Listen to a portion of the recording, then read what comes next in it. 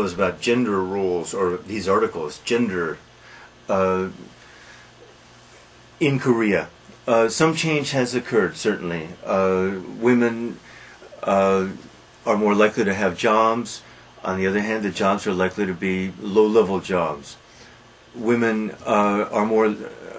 women have college educations, but the fact is there is a glass ceiling that will prevent them from rising very high. We know that these days that the leader of Hanara and Minjudang, the leaders are both women.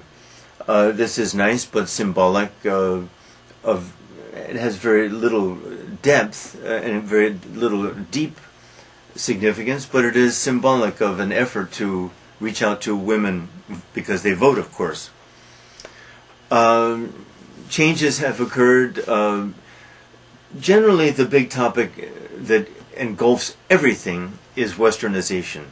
All the other topics are footnotes to that, including views of women, gender roles, hiring and firing policies, maternal leave policies, men doing the shopping or some of the house cleaning and so forth, shifts of gender roles. It all really is reflected by and contained in westernization.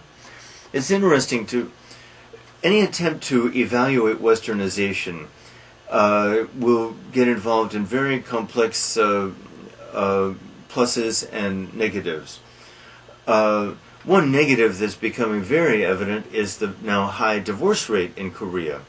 And one can very easily blame westernization on that, for that. But the real reason is it comes with democracy. With democracy and increased individual freedom comes the right to divorce. Even a kind of feminist movement, or at least increased freedom for women, means that women can get out of sometimes terrible marital situations, whereas in the past they couldn't.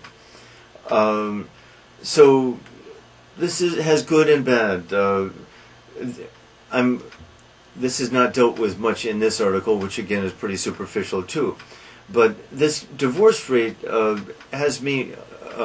is very interesting. This means that there will be many single-parent homes in Korea.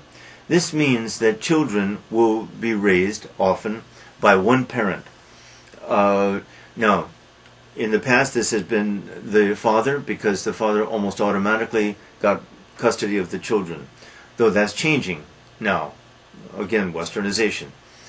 But the fact is that a single-parent home has problems. The child who grows up with one parent is growing up in a different and perhaps troublesome situation. Now, very often the child is being raised even primarily by grandmother, especially paternal grandmother. But that's problems too. The child who's raised by grandparents has a different view of things, of home, of family, than the child who is raised by both parents in a traditional marriage. We in America know all about this because we have had a high divorce rate for 50 years. And we still live with the consequences, and they're not all pleasant. But generally, getting to our topic here, our real topic is Korean democracy. Generally, with all the ill factors, with all the negative factors that come with democracy and westernization,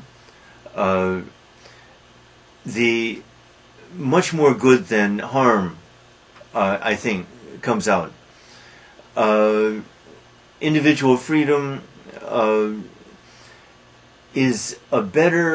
offers a better life to most people than a totalitarian form of government.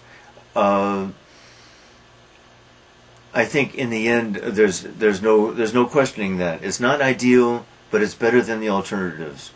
And that applies also to westernization. I think no one seriously calls for a return to Yu-Gyo, Confucian ideals and all that. That's too absurd. you've come too far. In fact, Yu-Gi-Oh and democracy are utterly incompatible. Utterly incompatible. You've chosen democracy. Democracy is clearly desirable, though it has some negative features.